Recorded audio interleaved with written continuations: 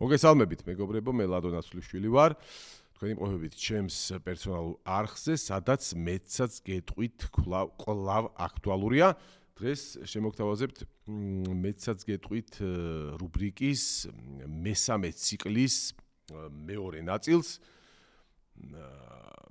აქვე გეტყვით, რომ თუ მოგწონთ მეცაც გეტყვით რუბრიკა და საერთოდ ჩემი ვიდეოები, შეგიძლიათ გამოიწეროთ ჩემი არხი, მოიწონოთ კიდეც ვიდეოები.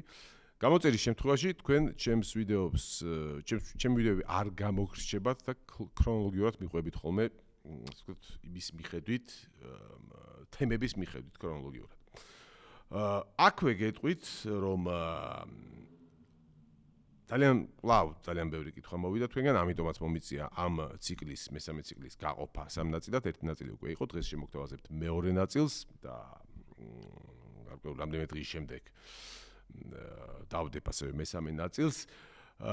ერთი საინტერესო სიახლე მაქვს, მოკლედ კითხვებიდან ზოგი მოდის ხოლმე ისეთი, რომელსაც ორი სიტყვით ვერ გავცემ პასუხს და საჭიროებს ცოტა ვრცელ საუბარს, ცოტა სიღრმეებში ჩასვლას, რამაც შეიძლება ერთი 15-20 წუთი წაგვართვას და აქედან გამომდინარე, რომ ბევრი დიდი ნაწილი შეიძლება ვიდეოსი წაიღოს, მეცაც გეტყვით ვიდეოსი წაიღოს, აზრად მომივიდა ასეთი სიახლე, რომ ცალკე კიდევ ერთი რუბრიკა გავაკეთოთ, სადაც თითოეულ ამ რუბრიკაში ვისაუბრებთ თითოეულ ერთ რომელიმე თემაზე, რომელიც თქვენ დასვით ან შეკითხვაზე, ოღონდ რომელსაც ცოტა ვრცელი ახსნა ჭირდება, პასუხს, რომელზეც ჭირდება ვრცელი ახსნა და გარდა ამისა, რომელზეც ცოტა განსხვავებული აზრი მაქვს, ანუ განსხვავებული გულისხმობ ცოტა წვეტიანი, ცოტა ბევრისთვის შეიძლება მოულოდნელი. შესაბამისად, სახელზეც ბევრი არ მიფიქრია, ვინაიდან წვეტიანი აზრი ვახსენე, შეიძლება ამ რუბრიკას დავარქვათ, მაგალითად, ცოტა ისე რითმაში რომ იყოს ბასრი აზრი. ჯერჯერობით ამ ეს სახელი მოვიფიქრე და ამ ტიპის ვიდეოებსაც პერიოდულად დავდებ ხოლმე. ნუ რა თქმა უნდა, ეს პერიოდულობა დამოკიდებული იქნება თქვენზე, თუ შესაბამის კითხვებს და შესაბამის თემებს თუ დაძრავთ, ასე ვთქვათ, დასვავთ, რომელზეც შეიძლება ამდენი ჩაღრმავება და რაღაცა დამჭირდეს. თუმცა ეს მოგვიანებით, თუმცა არც თუ ისეთი დიდი ხნის შემდეგ, საკმაოდ მალე, ვფიქრობ, იმიტომ რომ უკვე არის რაღაც ისეთი თემები, რომელზეც შეიძლება აი ეს ახალი რუბრიკა დაგჭირდეს. დღეს კი დავუძღვოთ მეცაც გეტყვით მესამე ციკლის მეორე ნაწილს. ტრადიციულად თემებად მაქვს დაყოფილი, პირველი დავიწყებ ზოგადად MMA-ზე კითხვებით, შემდეგი გვაქვს ხოლმე კითხვები სპორტის სხვა სახეობებზე, ბოდიში, შემდეგი იქნება ქართული MMA, ანუ ქართულ MMA-ზე და ქართულ მებრძოლებზე დასმული კითხვები. ამის მერე როგორც წესი გვაქვს ხოლმე სპორტის სხვა სახეობებზე კითხვები, თუმცა ასეთი კითხვები არ არის ამ პაკეტში.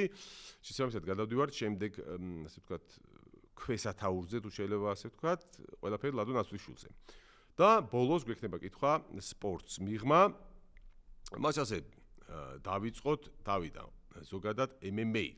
და პირველი კითხვა, ჩეკურიშვილი გვეკითხება, ლადო ლაივზე დაგიწერე ადრე, ძალიან მოკლედ რომ შეადარო დღევანდელი და 10-15 წლის წინანდელი ჩემპიონები, მაგალითად სუპერშვიდეულის თაობა, რომელი აღემატება მეორეს დონით და სად უფრო ძლიერი ჩემპიონები იყვნენ. MMA-ის გულშემატკივრისთვის ერთი სიამოვნება თქვენი მოსვლა, გასაგებია, მადლობა დიდი ამ კომპლიმენტებისთვის. ყველა პლატფორმაზე მოყვებით და ლაივებსაც არ ვტოვებ. გაფასებთ სამივეს მაგრად. დიდი მადლობა და სხვათა საინტერესოა, სწორედ აი ეს კითხვა არის ერთ-ერთი მათგანი, რომელმაც, ასე ვთქვათ, მომიტანა იდეა, რომ აი ეს ბასრი აზრი რუბრიკა დავდო და პირველ ბასრი აზრი ვიდეოს სწორედ ამ კითხვაზე პასუხი. კითხვა არც არის თემა, მოდი ასე ვთქვათ, შედარება ჩვენი ასე თანამედროვე ჩემპიონებისა და ტოპ მებრძოლებისა, დაუშვათ იგივე დაახლოებით 20-25 წლის წინანდელ ჩემპიონებსა და ტოპ მებრძოლებზე. მართლა ძალიან საინტერესო თემაა და ამაზე პირველი ვიდეო ბასრი აზრი რუბრიკით სწორედ ამ თემას დაეთმობა. ნუ რომელზეც რა თქმა უნდა ხვდებით, რომ ამ თემაზე ძალიან დიდი ხანი შეიძლება ვისაუბროთ, დიდი ხანი რა ერთი 15-20 წუთი მაინც და შესაბამისად ამიტომ ასეთი კითხვები და ასეთი თემები მისთვის შეიქმნა სწორედ ეს ბასრი აზრი რუბრიკა. თუმცა ეს მოგვიანებით ამდენიმე დღეში. შემდეგი კითხვა, ანდრია ბევრი 10. გვეკითხება, გამარჯობა ლადო, ასეთი კითხვა მაქვს. რომელი წესის შეცვლა იქონიებს ყველაზე დიდ გავლენას MMA-ზე? ხო, ამ თემაზე გვისაუბრია, ალბათ გულისხმობთ გავლენას დადებითისკენ. კითხვის აზრი ალბათ ეს არის. ამაზე ბევრი გვისაუბრია ზოგადად მეც, ჩემს მეგობრებსაც, ზოგადად ვინც ასე თუ ისე საუბრობთ MMA-ზე, თქვენც ალბათ კომენტარებში თუ ისე. მე ისევ ჩემ აზრზე ვარ, რომ მთავარი პრობლემები, რაც ამჟამად არის, ეს გასაგებია, მოსაწყენი ბრძოლები, რაღაცა კოტრიალი და ამ შემდეგ. ვფიქრობ, ერთი წესი, რომელიც სხვადასხვა თავიდან იყო MMA-ში, უბრალოდ MMA-ის წინამორბედ სპორტში და დღემდე არის უმეტესობა იაპონურ ორგანიზაციებში, ეს არის წაქცეულზე თავში ფეხის დარტყმა, ანუ თუნდაც მუხლის მაინც. ეს მოგცემს იმის უბრალოდ ეს არ მისცემს წაქცეულ მებრძოლს იმის საშუალებას, რომ კუს პოზაში, ასე ვთქვათ, კეფა მიუშვირეს მეტოქეს და უბრალოდ ერთადერთი დაიცვას თავი იმისგან, რომ ხელებისგან ძლიერი დარტყმები ვერ მოხდება, ძლიერი ვერ ხდება, ხო, როცა წაქცეული ხარ და სივრცე როცა არ აქვს, ძალიან ბრუტალური დარტყმა ისედაც ძნელია ხელით განახორციელო.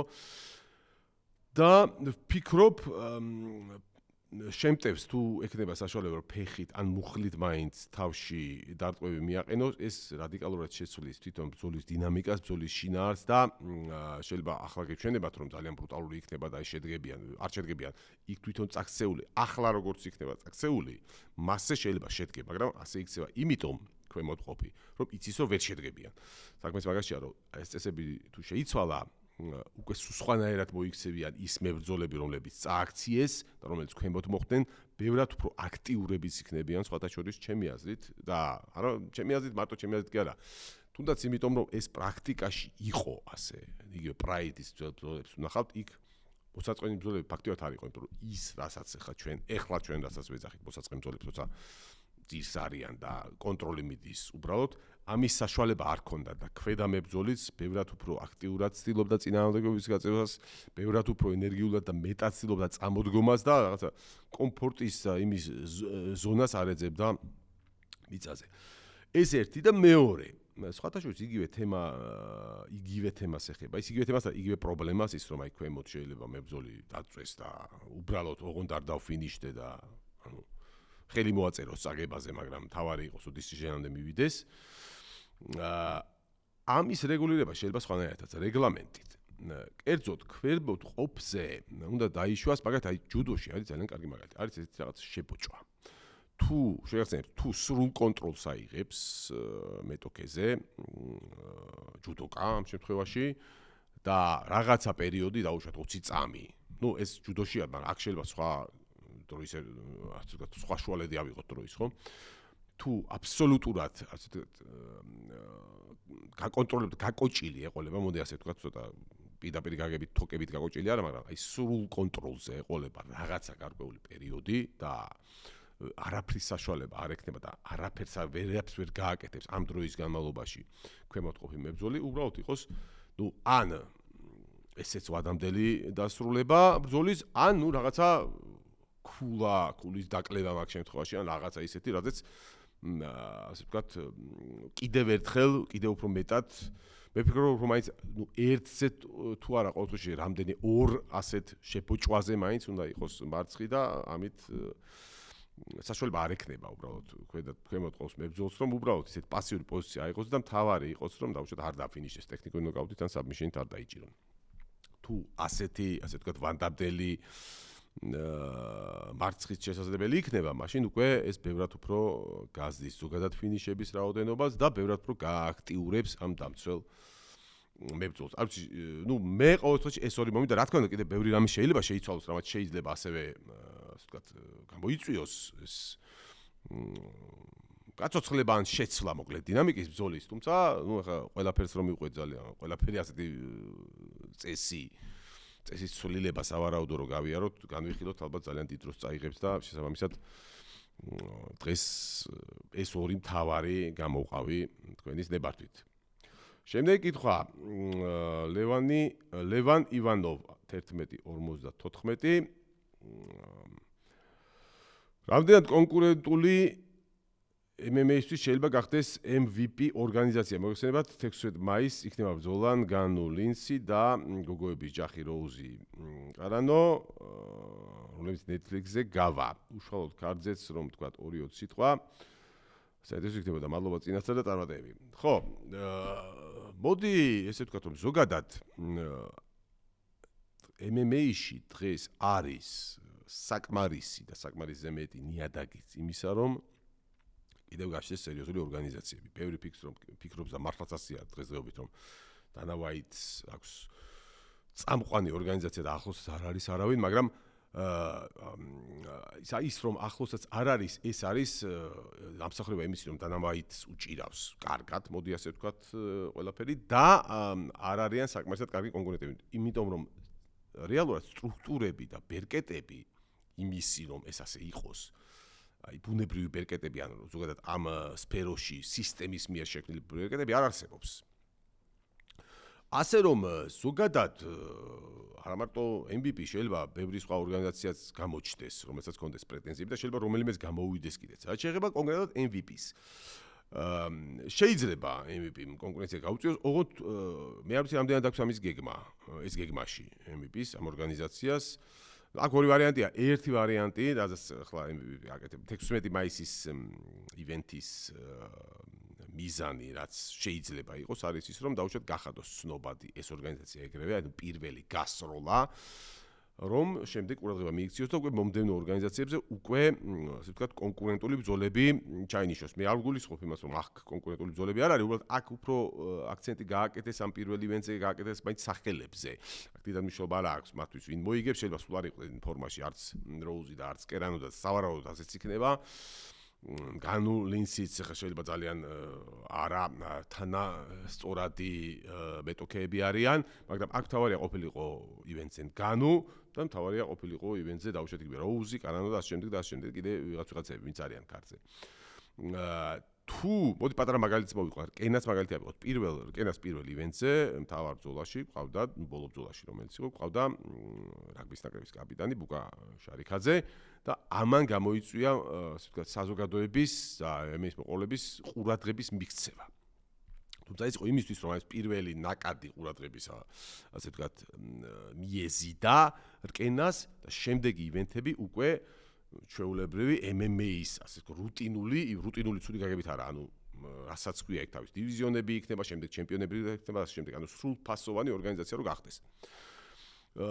ერთი ვარიანტი იმისი, რომ MVP-ს მე კიდევ ერთხელ მე არ ვიცი რა გეგმები აქვს MVP-ს, ასე ვთქვათ, ხელმძღვანელობას. ამ პირველ ივენთით შესაძლოა ერთი ვარიანტი იყოს, აი ამის მცდელობა, რაც იგივე რაც რკინამ გააკეთა, რომ მიეზიდოს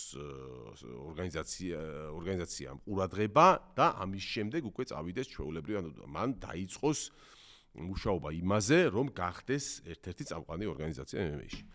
თუმცა არის მეორე ვარიანტი, შეიძლება სულაც არ აპირებს ამას MVP და უბრალოდ აპირებს რაღაც წელიწადში ერთხელ რაღაც უბრალოდ ერთჯერადად რაღაც დიდი ფულები გააკეთოს. კიდევ ერთხელ მე არ ვიცი რას აპირებენ. ყოველ შემთხვევაში, რა თქმა უნდა, ну ასეთი სტარტის შემდეგ შესაძლებელია MVP ასეთი ორგანიზაცია გახდეს კონკურენტული, თუმცა მე სიმართლე გითხრათ, ცოტა უფრო ერთჯერადად ფულის მოგების მიზანი მგონია. თუმცა შეიძლება ვწდები, თუ ვწდები ძალიან კარგი მეც გამიხარდება, თუ კიდევ ერთი საინტერესო ორგანიზაცია გაჩნდება MMA-ში. კიდევ ერთხელ გააჩნია ამის გეგმა აქვს თუ არა MVP-ს, ანუ პასუხი კითხვაზე ეს არის, თუ მას ეს მიზანი აქვს, ну რატომაც არა, შეიძლება ყოველთვის დაწყება ძალიან ისეთი აქვს. ანუ იყო ჩაღეს, მოკლედ და კარგი, არა მარტივი რო ასეთი ბრძოლების ჩაიშვა ასეთი კარდის გაკეთება და თუ ეს სერიოზულად მოკიდეს ხელი ამ ბიზნესს, რატომაც არა. შეიძლება კარგი ორგანიზაცია მივიღოთ და კონკურენტულიც UFC-ისთვის. შემდეგ კითხვა, ბექა ჩაჩხიანი 43-73. სალამი, რას ფიქრობთ კავანა პანტოჟას ჩხუბზე? ხო ეს კაი ხნის წინ დასმული კითხვაა, როდესაც კავანას ახალი გამარჯვება ქონდა მოპოვებული, ბოლო გამარჯვება ახალი შემდგარი იყო. ხო რას ფიქრობთ მათ ჩხუბზე? თუ თulit რომ როცა დაბრუნდება პანტოჟა პირდაპირ საჩემპიონოს მისცემენ.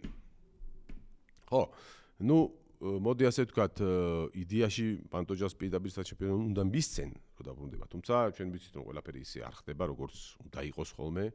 მით უმეტეს UFC-ში და მით უმეტეს ისეთ მებრძოლებთან, რომლებიც დიდად ესეთი ჰაიპით არ გამოირჩევიან და დიდად ეხა მაინც მათ ასე ვთქვათ კიდევ უფრო ჰაიპის, კიდევ უფრო აწევაზე დიდად არ ფიქრობს UFC, ხო? ნუ პანტოჟა ასეთია რეალურად. არ ვიცი პირდაპირ საჩემპიონოს მისცემენ თუ არა, ეკუთვნის, მაგრამ შეიძლება არ მისცემენ, მაგრამ ნებისმიერ შემთხვევაში საჩემპიონო რომც არ მისცენ, პანტოჟას მისცემენ აუცილებლად ან პირველ კონტენდერს, ან დავუშვათ აი საჩემპიონო ბრძოლა, მაგალითად ტაირა ვანი, ხო? ვანმა თუ წააგო და ტაირა თუ გახდა ჩემპიონი, ხო? ჩემი აზრით ძალიან ლოგიკურია რომ მისცენ ჯერ ვანი. უბრალოდ ლოგიკური იქნება რომ პირდაპირ საჩემპიონოც მისცენ, მაგრამ თუ არ მიცეს მეთქი საჩემპიონო, თუ მაინც არ ეხატებათ გულზე, ამ შემთხვევაში მაშინ მიცენ ვანი. ანუ საჩემპიონო ბრძოლაში დამარცხებული მაგალითად, ხო? გაჩნია კიდევ ერთხელ ვამბობ რა დროს დაბრუნდება კავანა. ხა თუ დიდი ხანი დაისვენა კავანამ და ამასობაში კონტენდერი, პირველი კონტენდერი გახდა კავანამ კი არა, პანტოჟამ თუ დიდი ხანი დაისვენა და ამასობაში პირველი კონტენდერი თუ გახდა კავანა, მაშინ ისედაც ერთი მეორეს ემთხება და ისედაც პირველი კონტენდერი იქნება და ისედაც დიდი შანსია შეხვდეს.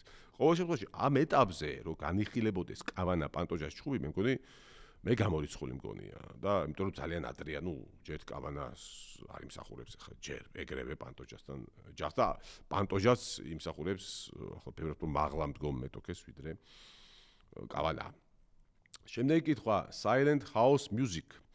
სალამი ლადო, ძალიან გულშემატკივრობ Oral By-ის, რებეცკისთან ბრძოლის შემდეგ ვფიქრობ ბრძოლიდან ბრძოლამდე უმატებს, რა არის მისი მაქსიმუმი თქვენი აზრით.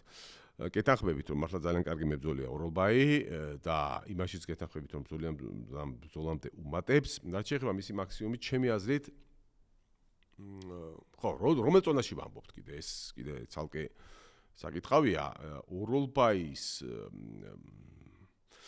თუ შეძლო Oral By-იმ და სუბუქ ზონაში აფიქსირა, უპრობლემოდ აფიქსირა ყოდისი, არა თუ გალეული და ენერგია დაცილი გამოვიდა, თუ მან ასე ზონის ოპტიმალური ზონის კლება შეძლო სუბუქ ზონაში, მე ვფიქრობ რომ ძალიან სერიოზული შანსები აქვს Oral By-ის მათ შორის ჩემპიონობისაც.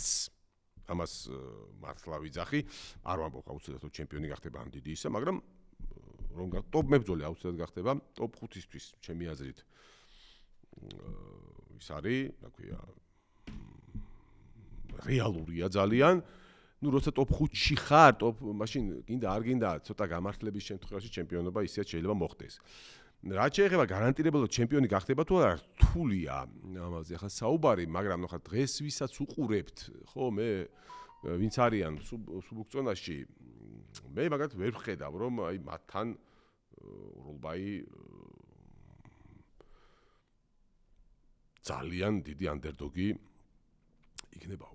სხვა პრობლემა აქვს Oral By-ის, პრობლემა ის არის რომ სუბუქ ზონაში მე მგონი ზონის დადება უჭირს. შესაბამისად ბოლო ბრძოლები მას ჰქონდა გახსოვს ქვესაშვალო ზონაში. არ დაგიმალავთ რომ ქვესაშვალო ზონაში ჩემი აზრით Oral By-ის მაქსიმუმი მე მგონია ტოპ 10. ანუ ქვესაშვალო ზონაში იქნება კონკურენტული და ხედავთ რომ შვენივად იბრძვის, მაგრამ ცოტა მეჭვება ჩემპიონობის ზონაში. აი როგორ ტოპ 10 თავისუფლად შეუძლია დატოს. ცოტა თუ გაუმართლა და ცოტა თუ კიდე მოუმატა და რაღაცა შეიძლება ტოპ 5-შიც გახდეს, მაგრამ ჩემპიონობა მე მგონი გაუჭირდება ქვესაშვალო ზონაში. თუ სუბუქ ზონა ოპტიმალურად ისწავლა სუბუქ ზონის დადება, ვფიქრობ ძალიან სერიოზული პროსპექტია. პროსპექტი შეიძლება არ თქვია, უკვე არ შეიძლება ვთქვათ, მაგრამ ვინაიდან უკვე ვარსკვლავად შეიძლება ჩავთვალოთ, მაგრამ ნუ ძალიან სერიოზული შანსები აქვს ჩემი აზრით. შემდეგი კითხვა ჯარჯმენა ლადო გოუთ ბატონ ლადო რას ფიქრობთ ქვემძიმე ზონის სამომავლო გეგმებზე რაღაცნაირად გონია რომ ვარსკვლავების კრიზისი იქნება მაგ ზონაში თუ ხამზატი არავიდა და მხოლოდ პროხასკა დარჩა ხო ეს კითხვაც დაისვა მანამდე სანამ პროხასკა დამარცხდებოდა უბერთან თუმცა ამას დიდი მნიშვნელობა არ აქვს პრინციპში ვეთანხმები მე კითხვის ავტორს რომ ზოგადად არათუ იქნება რეალურად დიდი ხანია რაც კრიზისია ამ ზონაში და სხვა შორის ამ ვიდეოს დასაწყისში დავაანონსე ბასრი აზრის პირველი გამოშვება რომელიც შეეხება შედარებას 20-25 წლის შუალედში ტოპ ბრძოლებისა და ჩემპიონებისა აი იქ რომ შეხედოთ მაგალითად რამხელა სხვაობა ქვემძიმე წონაში მაშინდელ კონტენტერის საერთოდ ტოპ 10-სა და დღევანდელში, ნუ არ ვიცი, სასაცილოდ არ გეყოფათ ალბათ.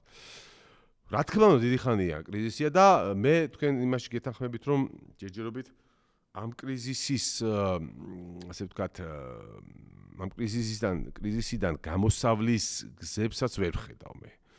ხო, ნუ ერთ-ერთი გამოსავალი ალბათ არის ხამზატის ასვლა, თუმცა ნუ ერთი რაც შეგვიძლია ვთქვათ, ნუ ძალიან გამოაცოცხლებს ამ დივიზიონს იახიაევი, ანუ ჩეჩენი მებრძოლი, რომელიც თურქეთის სახელით გამოდის და ახლახან იბრძოლა ამ ზონაში, მართლა სერიოზული პროსპექტი მგონია. თუმცა ხო, ნუ ერთი ასეთი მებრძოლი გამოაცოცხლებსო ალბათ, მთელ დივიზიონსო ალბათ არ იქნება სწორი თქვა და პრინციპში ხამზატიც რო ავიდეს, არ ვიცი ხამზატი ამ ზონაში სიმართლე გითხრათ რა შედეგებს დადებს. არ მოგატყუებთ, მე ცოტა სკეპტიკურად ვუყურებ. მე ზოგადად მე ამ ზონების ესე ზერელეთ ყურებას ზონების მიმართ ძალიან სკეპტიკურად ვუყურებ და მოკლედ მე ვფიქრობ, რომ თუ გამოცოცხლება გინდა დივიზიონის მაშინ ცოტა სხვანაირად და მიუდგეთ საქმეს. ხამზატი ავიდეს და ისიც ავიდეს, ისლამიც ავიდეს და იყოს საშუალო ზონოსნების ასე ვთქვათ ბოდიში ჟარგონზე ვთქვათ გრიმიტი ქვემძიმე ზონაში და მოვიტყუებთ თავს უბრალოდ ეს არაფერი. კრიზისად დარჩება.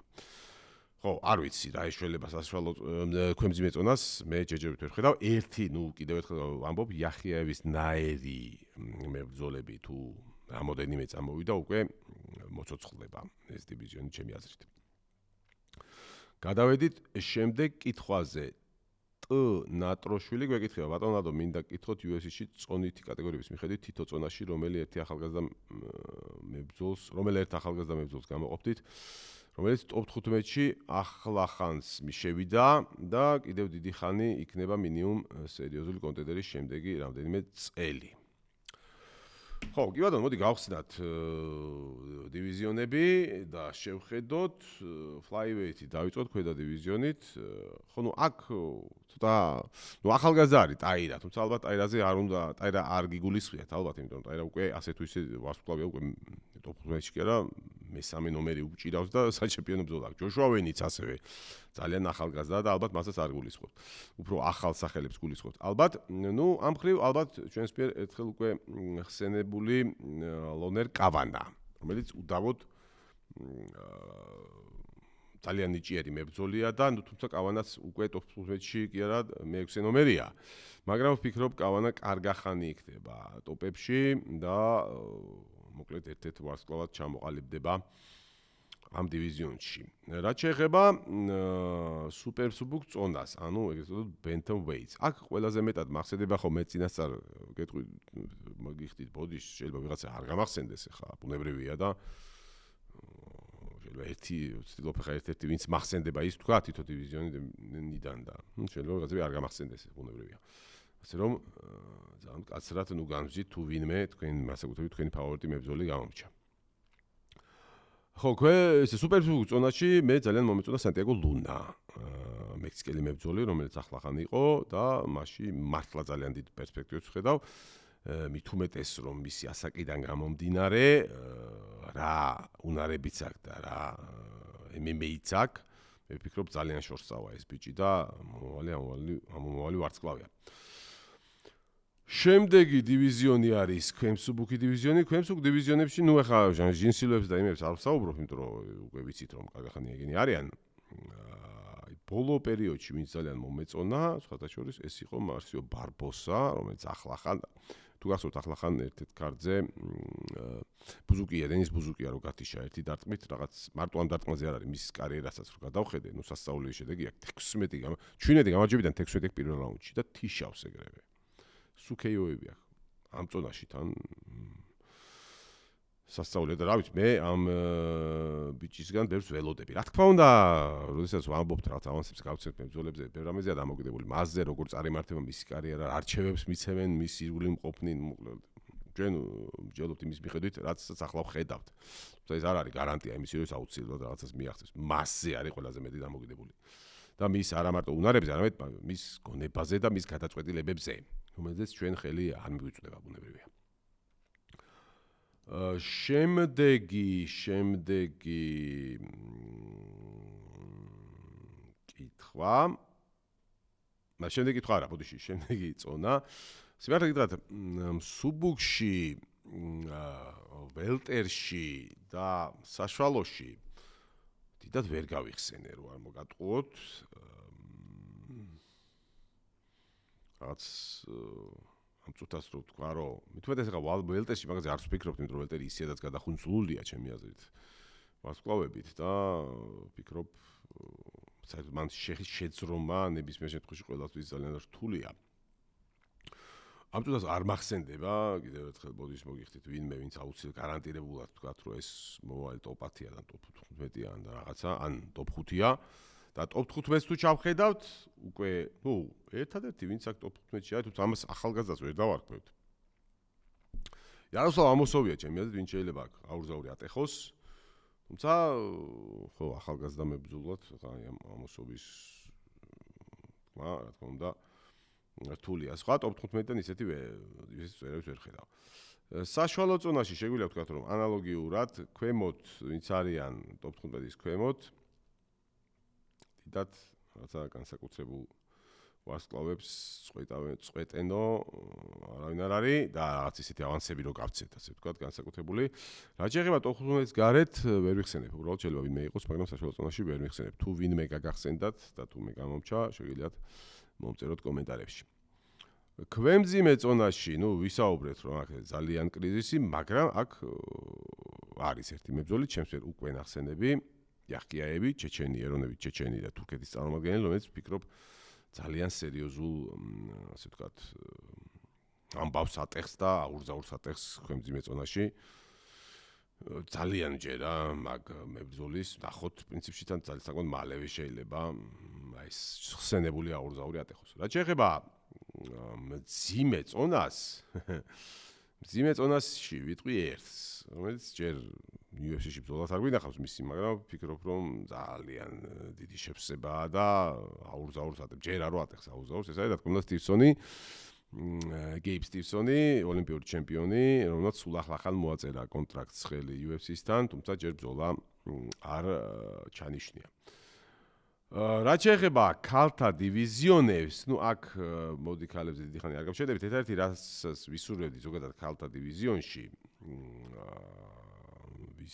ნახვას ვისურვებდი, არაერთხელ მithქვამს, რომ ძალიან მინდა დაკოტა დიჩევა გადმოვიდეს ამ დივიზიონში და ქალთა MMA-ში, დივიზიონი flyweight-ია შევეხსენებთ ქალთა. ზოგადად UFC-ში გადმოვიდეს დაკოტა დიჩევა, ვფიქრობ, რომ ძალიან გაახალისებს ზოგადად ორგანიზაციას და მით უმეტეს ქალთა MMA-ს. მე მგონი საკმარისზე ბევრი ვისაუბრეთ ამ კითხვაზე, გადავიდეთ შემდეგ კითხვაზე. ჯარჯი ქოთილაიძე. ბატონადო, რას ფიქრობთ მაიკ მორალესსა და ისლამ მახაჩევის ორთაბრძოლის ჩანიშვნაზე? თქვენი აზრით როგორი ბრძოლა იქნება? ვფიქრობ, მორალეს აქვს ყველა ის კომპონენტი, რომლითაც შეუძლია მახაჩევი დაამარცხოს. ხო, ამაზე მე გეტყვით, რას ვფიქრობ. მორალეს, ცალკე როგორც საუბრობთ, აქვს ყველაფერი, რაც რომთეც შეუძლია მახაჩევი დაამარცხოსო. კი, ფურცელზე მას აქვს ეს ყველაფერი, უნარების კუთხით, მაგრამ მას ამ ეტაპზე არ აქვს ერთი რამ, რომელიც ძალიან მნიშვნელოვანია და ჩემი აზრით დღეს ან ხვალ რო შეხდეს ის მახაჩევს ვერ დაამარცხებს. ეს არის გამოცდილება და მაინც კლასი. მე არ ვამბობ, რომ კლასი არ აქვს მორალეს, მაგრამ ამ ხსენებული კლასით მახაჩევს ჩამოვარდება და ვფიქრობ, იგივე იმ გამოცდილების ხარჯზე რო შეხვდნენ ერთმანეთს, ესეც კაი ძველი, კაი ხნის დასმული შეკითხვაა, მაშინ იყო საუბრები, ვიცით რომ ახლა არ ჩანიშნულა ეს ბრძოლა, მაგრამ რო ჩაინიშნოს, ვფიქრობ უახლოესი, რა ვიცი, რამოდენიმე თვის ან ერთი წლის განმავლობაში ვფიქრობ ძალიან გაუჭირდება მორალეს, ყოველთვის ფავორიტი ჩემი აზრით იქნება მახაჩევი, შეიძლება შევსწრებ, მაგრამ ასე მგონია. უფრო მხოლოდ აი გამოცდილების ხარჯზე. მაგრამ მეორეს მხრივ გავისურვებ მორალესის ასაკი და მორალესი რო შევა პიკში, ჩემი აზრით რო შეხვდეს მახაჩევს მოუგებს 2-3 წელიწადში მაგალითად. უბრალოდ ეგ არის რომ სავარაუდოდ 2-3 წელიწადში მახაჩევს ვერ შეხვდება, იმიტომ შეიძლება 2-3 წელიწადში მახაჩევი საერთოდ არ იყოს არც UFC-ში და შეიძლება არც MMA-ში საერთოდ, აქტიურ მებრძოლად. ასე რომ ეს კითხვა ალბათ კითხვად რჩება.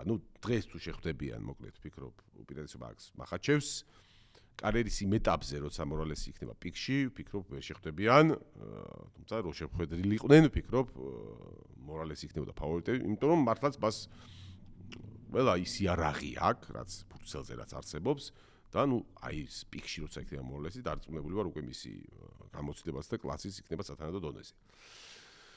რა შეიძლება აი პიკში რო ავიღოთ მორალესი როცა იქნება პიკში და აი პიკში מחას შევიდა ესეთი ზოგადი ესეთი ძალიან ისეთი დახასიათებები, არ ვიცი, ძალიან რთულია, ლოგიკით მაშინ მე მაინც პირატესობას, 50-50.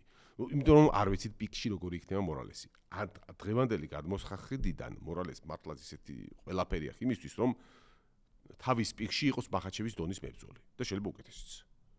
მაგრამ ამაზე ვისაუბრე ერთ-ერთ წინა კითხვაზე, რომ როგორ განვითარდება მისი კარიერა, ჩვენ არ ვიცით, ბევრ რამეზეა დამოკიდებული. გამართლებაზე, მის გუნდზე, მის მწვრთნელებზე, თავის გადაწყვეტილებაზე, თავის ხასიათზე, ეს არ ვიცით. ფურცელზე აბსოლუტურად მეთანხმები კითხვის ავტორს და მართლა მესმის, კარგია რა შეკითხვა და ისვა. ვფიქრობ, აი არსენალის კუთხით მორალეს აქვს აბსოლუტურად ყველაფერი, რაც ჭირდება მებრძოლს იმისთვის, რომ გახდეს დიადი. ძალიან რთულია ხა მაგის ამას იგავცეთ დიადი და გოუთი გახდება მორალესიო, ადრეც არის, მაგრამ პირობითად რო გახდეს, მე მაგათაც არ გამიკვირდება და ვაიმე ეს რა მოხდა თქვა არ ვიტყვი. შემდეგი კითხვა, გადავედით, გამარჯობა ლადო, ასეთი კითხვა მაქვს. რომ შეგეძლოს ნებისმიერ მებრძოლს დაუმატო ან გამაკლოთ რაიმე უნარი, რას დაამატებდი ან დააკლებდი და რომელ მებრძოლზე იქონიებდა ყველაზე მეტ გავლენას ეს ცვლილებები. ცოტა ისეთი რთული კითხვა, რთული რაც გულისხმობ, მებრძოლს გააჩნია, ყველა მებრძოლს აქვს რაღაც, რაც შეიძლება დაამატო და გახდეს სრულყოფილი ან ბევრად უკეთესი. კონკრეტულად ასეთი ფორმით კითხვის დასმაზე კონკრეტულ მაგალითს ვერ მოვიყვან. თქვენ შეგიძლიათ მკითხოთ კონკრეტულად აი რომელი მებრძოლზე, აი ამას რა შეიძლება დაამატოთ ან გამოაკლოთ ან რაღაცა. და მაგაზე გაგცემთ, იმიტომ რომ ძალიან ბევრ მაგალითად ზოგადად გეტყვით რა, უმეტესობა ძალიან ბევრ მებრძოლს მაგალითად აი ბოჰამონდესია, ხო? ძალიან მებრძოლს, რომლებიც ძალიან კარგები არიან, ეფექტურები არიან სტრაიკინგში და ასევე აქვს ძალიან კარგი სამიშენების უნარები და გარდის სახიფათო, აქვთ ხოლმე როგორც წესი აქვთ სერიოზული ნაკლი ტეიქდაუნ დიფენსი არ უარგათ. იმიტომ რომ არ ამუშავებენ, იმიტომ რომ ძალიან ზედმეტად არიან გარდის იმედზე. ჩემი აზრით, ასეთმა მებრძოლებმა აუცილებელია დაამატოთ, იმიტომ რომ თანამედროვე MMA-ში ეს არ არის 10 წლის და 20 წლის წინანდელი MMA, სადაც გარდში თუ სახიფათო იყავი, სასწაულების შეგეძლო ქვემოდან გაეკეთებინა და ყველას მოუგებდი. არა. ზემოდან თუ არის მებრძოლი, რომელსაც ძალიან კარგად უნივერსალურად არის განვითარებული და ყველაფერი იცის MMA-ში, ქვემოდან დაჭერა მისი ძალიან ძნელია. ისე მან უნდა დაუშვას ზემოთ შეცდომა, რომ ამე დაიჭირონ. რაღაც შორს წავიდეთ და ჩარლზ ოლივეირას შეხედეთ და გამახსენეთ ბოლო ბრძოლებში, ბოლო პერიოდში, როდის დაიჭირა ქვემოდან ოლივეირა მეტოქე და როდის გაიმარჯვა გარდიდან გამოჭერით. აიხდის წინ, იმიტომ რომ ახლა უკვე ძალიან ძნელია. ბრძოლებმა ეს ელემენტარული დაცვა იციან, რა არ უნდა გააკეთონ, რა შეცდომა არ დაუშვას ზემოთ, რომ ქვემოდან დაიჭირონ. ამიტომ დღემდე არის ძალიან ბევრი მებრძოლი, რომელსაც ამ მხრივ მოიკოჭლებს. ზედმეტად არიან თავის გარდის იმედზე, არ ამუშავებენ takedown defense და შესაბამისად ადვილად აქცევენ მეტოქები და როცა აქცევენ ქვემოდან ისინი ვერ იჭერენ და ბუნებრივია ბრძოლას აგებენ. ძალიან ბევრი მაგალითია ესეთი. ხო, ეს ზოგადად ვამბობ, რაც მაგალითად მასიურად ბევრ მებრძოლს ჭირს, თორე კიდევ ერთხელ ვამბობ, დეტალურად, რა თქმა უნდა, ინდივიდუალურად შეიძლება და საინტერესო ამაზე საუბარი, ოღონდ მაშინ კონკრეტული მაგალითები უნდა მკითხოთ, რომ იმ კონკრეტულ მაგალითზე ვისაუბროთ. შემდეგი კითხვა, ნოდარიკო მღებრიშვილი, რამდენად დიდ როლს თამაშობს მენტალობა, როცა ორი თანაბარი მებრძოლი ჩუბობს. აქვე ვალეხოსის პირველი რაუნდის ფინიში ჯობია თუ ილიას სრული დომინირება. გულისხმობ ემეთან ბრძოლას. ხო, ზოგადად მენტალობას აქვს უზარმაზარი მნიშვნელობა, რა თქმა უნდა, ის კი არა მე ხშირად მithქვავს, რომ აი ილიას მაგალითზე ვყვები, ხო ილია ხო ნაკლო მებრძოლია, უნარებით თოფურიაზე გულისხმობ ბუნებრივია. მაგრამ ყველაზე დიდი უნარი ჭალებში უნარი, თვისება, მოდი ასე ვთქვათ, რაც მას, ასე ვთქვათ, რამაც მას მიცა, ასე ვთქვათ, ნიადაგი იმისი, რომ შემდეგ ეს თავის უნარებით მოახერხოს ის, რომ გახდეს დიდი ჩემპიონი, არის მისი მენტალობა. ანუ აი აქ არის ჩემპიონი პირველ რიგში. ჯერ აქ უნდა იყოს ჩემპიონი და მერე ის უნარები და ის შეიძინო და ასე ვთქვათ, მიაღწიო უდიდეს წარმატებას. ამიტომ უზარმაზარი მნიშვნელობა აქვს მენტალობას ზოგადად. აი მაგალითად ეხა ორი თანაბარი მებრძოლი ხდებოდესო, ხო? მენტალურად თუ ერთი მზად არის მოგებისთვის და მეორე თუ წაგებისთვის არის, აი ბრძოლა იქნება ისე რომ რო შეხედავ ვერც იფიქრებ, რომ ეს თანაბარი მებრძოლები არიან. არა, იმიტომ რომ უზარმაზარი უპირატესობა იქნება და დომინაცია იმისი, ვინც მენტალურად არის უფრო მომზადებული გამარჯვებისთვის. თუ ეს იგულისხმეთ, რა თქმა უნდა. კითხვა თუ სწორად გავიგე, ჩემი პასუხი ეს არის. ვალეხოს რაც შეეხება, ზოგადად არ არის სწორი ეცით შედარება ვალეხოსის ნოკაუტის მემეთთან ილიას დომინაციაზე. ზოგადად გემოვნებაზია, ისიც მაგარია, ისიც მე ვერ ვიტყვი რომელი ჯობიაო, ხო? მაგალითად ილიას რო გაეთიშა ვალეხოსი რა ნაკლებად ვალეხოსი რა შეშია და ემეტი რა ნაკლებად ეფექტური იქნებოდა, თუმცა მე გეთანხმებით იმაში, რომ აი ეს 5 რაუნდიანი ცემა, ვფიქრობ, უფრო შთამბეჭდავი იყო. ვიდრე ის, იმიტომ რომ ერთი ნოკაუტები ახლა ვიცით რომ შეიძლება ერთი დარტყმით ბევრი ნოკაუტი მოხდა, გასაგებია რომ ვალეხოსი ამას ვერ ვიტყვით და ის ზოგადად ილიასი არ იყოს ასეთი შავს ყველას და ეს არ იყო არც შემთხვევითი არც არაფერი. კლასი ამ ჩვენ ამ ბრძოლაში ვალეხოსმა და ვერ ვისაუბრებთ იღბალზე. მაგრამ მთლიანობაში მაინც ვფიქრობ რომ აი რაც ილიამ გააკეთა, ამის გაკეთება ალბათ უფრო ძნელია. ალბათ ზოგადად ასეთი დომინაცია. თუმცა კიდევ ერთხელ ვამბობ, ძალიან ისეთი შესაძლებელია. საერთოდ ამ ორ ბრძოლას адარებენ, იმიტომ რომ 3 წელია ამ ორ ბრძოლას შორის, 3 თუ 2 ზუსტად არ მახსოვს. სხვაობა ახლა მეზარება ვნახო ზუსტად, მაგრამ ყოველთვის პერიოდი 2 წელი ხომ მაინც არის გასული ამ ორ ბრძოლაში და შეახსენებთ 40 გადაცილებულია ჯოშემეტი და ამ ასაკში პლუს მინუს 2 წელი ძალიან დიდი სხვაობა, ანუ 2 წლის წინანდელი ემეტი და დღევანდელი ემეტი არის აი ძალიან ბევრად განსხვავებული მებრძოლები ამტანობის კუთხით. გულისხმობ. პირველ რიგში ამტანობა იკლებს თან. გადავედით შემდეგ კითხვაზე. What H2B. ლადო გამარჯობა. შემდეგ ვიდეოში რომ მიპასუხოთ, თუ შეგიძლიათ ბრძოლის IQ-ს განვითარება შესაძლებელია თუ უფრო მეტად გენეტიკაზეც არის დამოკიდებული. ან როგორ ხდება მაგის განვითარება? თუ გენეტიკურია, მაშინ ალექსანდრეს და ილიას გავს ბრძოლის წარმართვა უნდა შეეძლოს წესით, ხო? ხო, მოდი ასე ვთქვათ, გენეტიკაზე არის ნამდვილად დამოკიდებული, თუმცა არის მიდგომაზეც. ანუ კარგად თუ ახსნა რაც გულისხმობ. გენეტიკაში თუ არა გაქვს, რაც არ უნდა ამუშაო და მივდგე, იქ ამას ვერ უმაღლეს დონეზე ვერ აიყვან. რა თქმა უნდა, 10 დონეზე განავითარებ რაღაცები, გეცოდინება რაღაცებს მიხვდები, მაგრამ რაღაცა სასწაული IQ ვერ გექნება. ამას გენეტიკა ჭირდება. მეორეს შეიძლება გენეტიკა თუ გენეტიკა გაქვს, ამას აუცილებლად გენეტიკაში თუ გაქვს, ამას აუცილებლად ჭირდება განვითარებაც.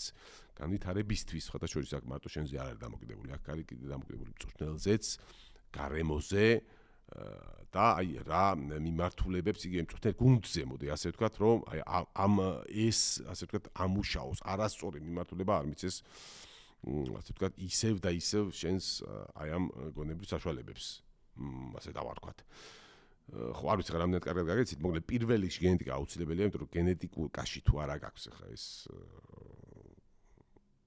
გენეტიკაში გულისხმობთ დაბადებიდან თუ არა გაქვს ამის მონაცემები, ამას გულისხმობთ, აუცილებლად მამაშენიც ისეთი იყოს ან დედაშენი ან რაღაცა, მასე არ გულისხმობ რა თქმა უნდა. შეიძლება ბებიიდან ან ბაბუიდან მოდიოდეს.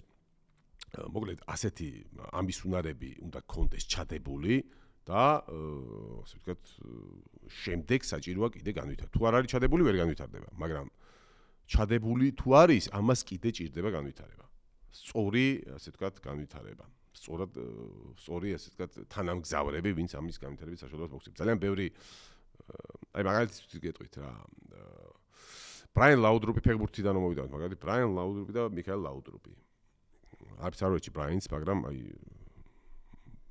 თამაშის ფეხბურთელის IQ მიქაელს რო ქონდა, ბრაიანი ახლოს არ ყოფილა და მე არ მგონია რომ აქ დაბადებიდან ბუნერკიდი დაიბადა მიქაელი და ბრაიანი არა, ასე არ მგონია ეს. უფრო ვფიქრობ, რომ აი თავის ბავშვთა ფეხბურთიდან მოყოლებული, უფრო სწორ აქცენტებზე ამახვილებინებ და ვინც იყო მწვრთნელი დაუშვათ, არც ვინ მიყავდა მიქაელს და ეს უფრო ჩამოაყალიბეს, უფრო მეტად აი ეს სტრაფეზე, ბრაიანი უფრო ჩამოაყალიბეს უფრო სტრაფეზე და ესეთ ფიზიკური მებზე აქცენტს უფრო მეტად აკეთებდნენ და ამიტომ არ ვიცი რამდენად კარგად გავეცი პასუხი შევეცადე ყოველ შემთხვევაში. შემდეგი კითხვა ლუკა ბუ 12:39. ყველა დროის overrated და underrated ფაითერები.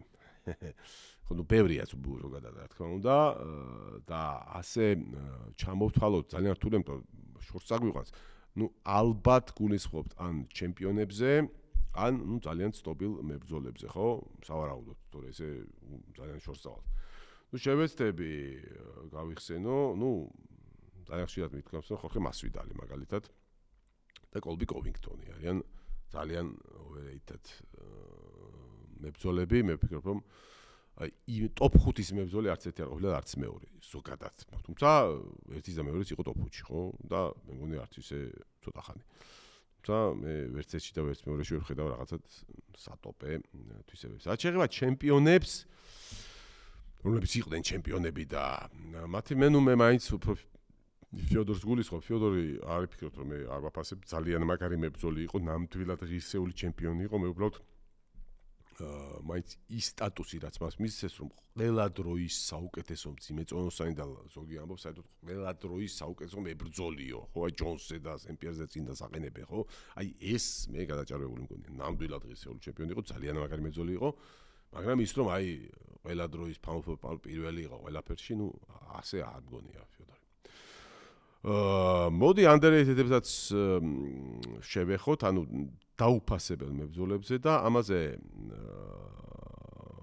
ორს ვიტყვი, ჩემპიონებიდან და ისე ვინც წარმატებებს მიაღწია, ასეთად მიმაჩნია რორი მაკდონალდი, რომელიც ვფიქრობ, რომ ძალიან მაღალი დონის მებრძოლი, ეს ვფიქრობ, ახალწლებს არ ვამბობ, თქვენ ციცით ეს ყველა, ვინცაც გაიგიათ რორი მაკდონალდი, მაგრამ ვფიქრობ, რა ასე ვთქვათ, დაფასებაც მას აქვს, რეალურად იმაზე მეტი იყო, ამას გულისხმობ.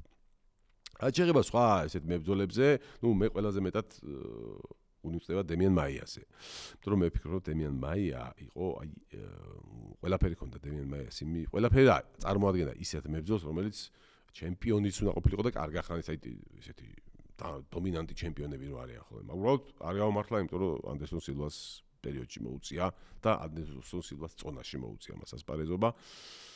თორე მის ბრძოლებს თუ გადახედავთ, ისეთებს უგებდა და ისე უგებდა, სასწაული იყო ჯერ მარტო. გასაგებია რომ უფრო გრეპლერი იყო, მაგრამ იგივე გრეპლინგში რას აკეთებდა, ხო? ახლა მიდი და აი სრული დომინაცია მიწაზე ბენ ასკრენთან. აი ეს ხო წარმოუდგენელი იყო, ხო? რა უკეთა. მე არ ვამბობ სონენებს და იმეებს, რაც უშებოდა. არ შეღება ფეხზე, კი, ფეხზე არ წინავდა ნამდვილად, მაგრამ მისი დაფინიშება იყო ძალიან რთული ფეხზე. ძალიან რთული იყო დემენ მაიასთან ასე ვთქვათ, აგერიდებინა თავი გრეპლინგისთვის და ფეხზეც რომ აი რასაც ქვია გალახაო, სანამ პიკში იყო მაია, თქვა უნდა ხა ბოლოსკენ უკვე ასაკში ვიცით ხო, ვისაუბრია, რაც ემართებათ მებრძოლებს. ვფიქრობ, ფეხზეც მას დიდად ვერ ამირაშავდა, იმიტომ რა თქმა უნდა, რომ ეშინოდა მისი გრეპლინგის, მაგრამ ჯამში მაიასზე დომინირება იყო ძალიან რთული. მე ვფიქრობ, რომ მაია ჩემპიონის დონის მებრძოლი იყო, უბრალოდ რაც ისაო ანდერსონ სილვაა და ანდერსონ სილვასნაირი ვერ არ იყო რა თქმა უნდა, ახლა მან მაგაზე საუბარი არ გვაქვს. შემდეგი კითხვა. ხო, ეს კიდევ ერთხელ ვამბობ, შეიძლება ვიღაცა გამოგჩა, მაგრამ ბუნებრივია ახლა ყველა მებრძოლს ვერ გაიხსენებ. რა თქმა უნდა, კიდე იქნებიან ასე ვთქვათ, დაუფასებლების და გადაფასებლების, შეგიძლიათ გადაფასებულებით, თუ გნებავთ რომ მათზეც ვისაუბრო, შეგიძლიათ მომწეროთ კომენტარებში. შემდეგი კითხვა Mesota-K3P. გამარჯობა ლადო, რას ფიქრობ დენიელ კორმიე შედარებით ახალგაზრდა რო შეხვედრო და ჯონს 30-33 წლამდე იქნებოდა უფრო მეტი შანსი რომ ხო, 30-33 რო ყოფილიყვნენ ალბათ. დაემარცხებინა ჯონსი. მაგათი მეორე ბრძოლის დროს 38-ის იყო კორმიე და ჯონსი იყო 30-ის. ხო, იცი და მე მგონია რომ ისინი რო შეხვედრილი იყვნენ ცოტა ისეთ პერიოდში, როცა ორივე მე ნაკლებად პიკში იყო, ჯერთი შეხვდნენ ეს მეორე ბრძოლა იყო და მანამდე ბრძოლაში რო შეხვდნენ, იქ პრინციპში ვერ ვიტყვით რომ ძალიან ასაკიანი იყო კორმიეო და თუ მოგება შეეძლო ჯონსის უნდა მოეგო. მე ვფიქრობ რომ დიდად არაფერი არ შეიცვლებოდა. ვფიქრობ ისევ რა თქმა უნდა უდიდესი იყო დენიელ კორმიე, ძალიან მაგარი იყო, მაგრამ ვფიქრობ როგორც ჯონსმა მაინც ასე დაუმტკიცა რომ ის ბაის ცოტათი თუ ბევრი იყო ეს თვეში უფრო მაღალი დონის იყო, ვფიქრობ ასეც იქნებოდა. არ მგონია რომ ჯონსი ბევრად უფრო უნივერსალური იყო, ყველაფერს თავი დავანებოთ რა. მოკლედ მე მგონია დიდად არაფერი შეიცვლებოდა და მესმის რომ კითხვის ავტორი ალბათ კორმიესკენ არის და შეიძლება არ მოეწონა ჩემი პასუხი, მაგრამ ჩემი აზრით ასეა. მოვჭით ზოგადად MMA-ზე კითხვებს და ნუ როგორც უკვე გითხარით სპორტის სხვა სახეობებზე თემა საერთოდ არ კითხვები არ აქვს ამ ნაწილში. გადავედით ქართულ MMA-ზე. გვეკითხება ლაშა, ხო, სანამ გადავართ ქართულ MMA-ზე, შეახსენებთ რომ თუ მოგწონთ ჩემი ვიდეოები, გამოიწერეთ ჩემი არხი აუცილებლად, რომ ქრონოლოგიურად მიყვეთ ხოლმე ჩემს ვიდეოებს, ვინაიდან ვინც სისტემატურად უყურებს ჩემს ვიდეოებს, დამეთანხმება რომ ქრონოლოგიას აქვს მნიშვნელობა, იმიტომ რომ სტანდარტულად მიყვება ხოლმე, ასე ვთქვათ, ჩემი ვიდეოები შინაარსობრივად ერთი მეორეს. მაშასე ლაშა კაშია 52-26 გვეკითხება. ლადო გამარჯობა და წარმატებები. რა ჯანდა ხდება ამ ეს ბოლო წლებია ქართველი ახალი წევრი UFC-ში რა ვერ დაამატეს. ალექსანდრის გარდა რამდენი პრეტენდენტია. ახლახან დაიწერა რუსლან ივან ჩემპიონშიპში ესეც მაგრამ გამიხარდა. ნუ ესეც რუსლანს უკვე ბრძოლა ჰქონდა, სამწუხაროდ დამარცხდა ვიცით, მაგრამ ნუ ეს მაშინ დაიწერა ეს კომენტარი რომ ის კითხვა რომ ახალი ხელმოწერილი ჰქონდა მან ჩემპიონშიპთან. ხო, აბსოლუტურად ვიზიარებ თქვენს პათოსს და უკმაყოფილებას, მეც სულ მაგას ვიძახი რომ თან არ დავიწყებ ხა დროს არ წაგართებ თუ საუბრობ ხოლმე Fight Night Live-ს ვინც უყურებს მაგალითები შემიძლია მოვიყვანო რომ ისეთი მებრძოლები მოხვდნენ UFC-ში რომ აი საქართველოში აი აქვე რო თითებს დაადებ და ისინიც რო ჯობიან და ბევრად რო ჯობდა UFC-სთვისაც რომ ესენი წაიყვანო, მაგრამ ნუ ასისაც არ ვიცი მის მიზეზებზე დავიღალე საუბარით რა არც ვიცი მიზეზები ვარაუდებით.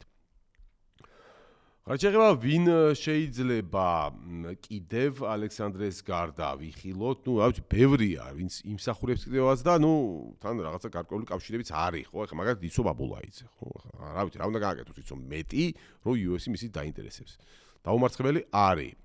საკმაოდ სერიოზულ ორგანიზაციებში არის თან ეს დაუმარცხებელი კარიერა, ხო? Ring of Combat, Cage Fury, Bellator-ი კი PFL-ი ბოდიში, Bellator-ი არა.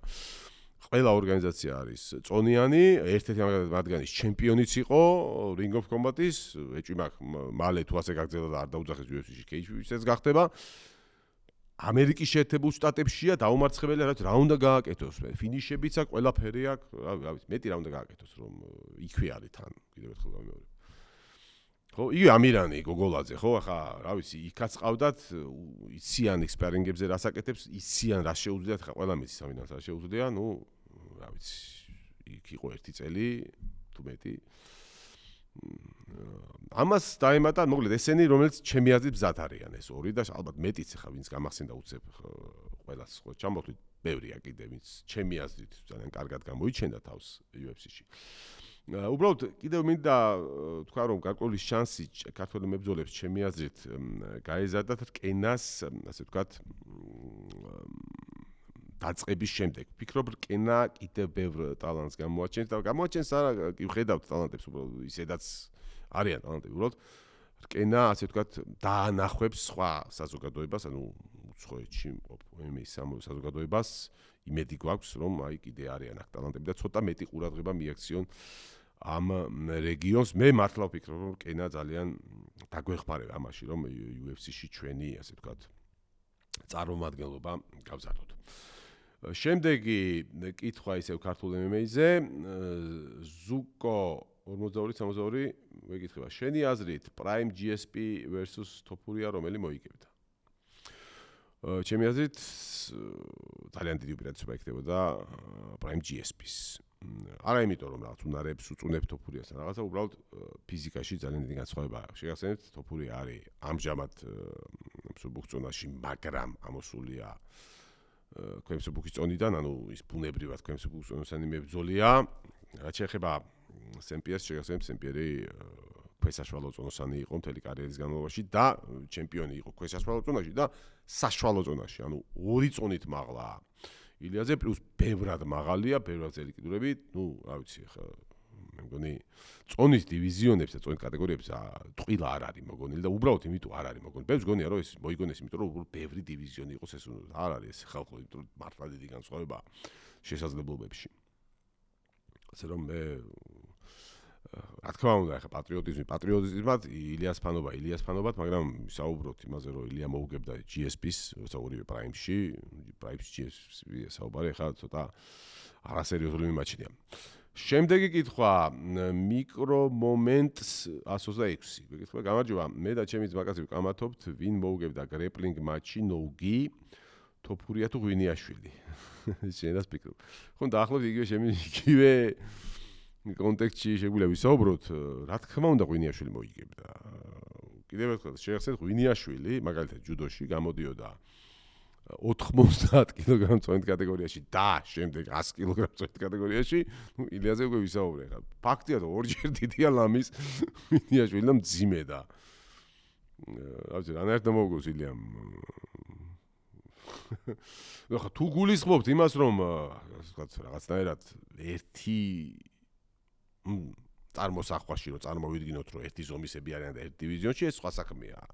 მაშინ რა თქმა უნდა შეიძლება ამაზე ფიქრი და განსხვავებული პასუხის მოსცემა, მაგრამ ნატურალური ღვინიაშვილი და ნატურალური ილია საერთოდ როგორ შეიძლება გრეპლინგში შეაჯიბროთ. ან ეხლა რო იყოს ღვინიაშვილი კიდე სტრაიკერი და გრეპლინგი საერთოდ არის ცუდაც კიდე მესმის კი ბატონო, მაგრამ ჯუდო კაი იყო. ღვინიაშვილი არ დაგავიწყდა. რა თქმა უნდა, ღვინიაშვილის გამარჯვებით დასრულდებოდა ეგ ბრძოლა, რომ გამართული იყო გრეპლინგ მატჩი. შემდეგი კითხვა, IVD-G9I. ლადო, შენი აზრით ილია ცარუკიანი რომელ რაუნდში დამთავრდება? ხო, რა თქმა უნდა, ზუსტად რაუნდის თქმა, ასე გარტყმა ძალიან ძნელია. მაგრამ მოდი ასე გეტყვით, რა ჩემი აზრით შინაარსობრივად მე მithქვავს კიდეც რომ დიდი ფავორიტად მიმაჩნია მან ილია და ზოგადად ცარუკიანზე ნამდვილად კარგი მებრძოლია ხალხო ცარუკიანი, მაგრამ ილიას დონეზე რო აყენებთ რისიდან ერთ-ერთ ვიდეოში ვისაუბრეთ რისიდან რა დამსახურებით შეხედეთ ცარუკიანის ბოლო ბრძოლები, ვისთან მოიგო, ვისთან წააგო და თუ მოიგო კიდე ზოგი მოიგო თუ არა მართლა, მაგალითად ოლივეირასთან მისი ბრძოლა ძალიან ისეთი იყო.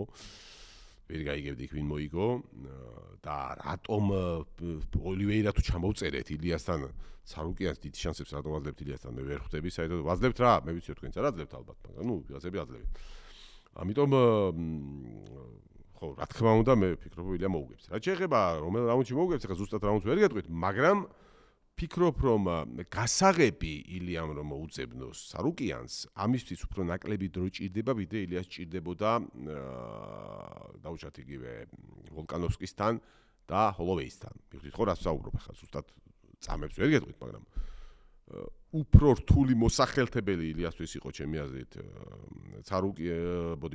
ვოლკანოვსკი და ჰოლოვეი პირველ რიგში იმ სტრატეგიიდან რაც მათ აიღეს ილიასთან ბრძოლაში და ფიქრობ ასეთ სტრატეგიას არ აიღებს ცარუკიანი და შესაბამისად უფრო ადვილი მოსახელთებელი. ამიტომ მე ვფიქრობ არ გამოვრიცხო რომ პირველ ან მეორე რაუნდში გათიშოს ილიამ ცარუკიანი. ნუ მე ასე ვფიქრობ ყოველ შემთხვევაში. შემდეგი კითხვა, ისევ ქართულ MMA-ზე ვართ, ირაკლი შეყილაძე UN1ZH.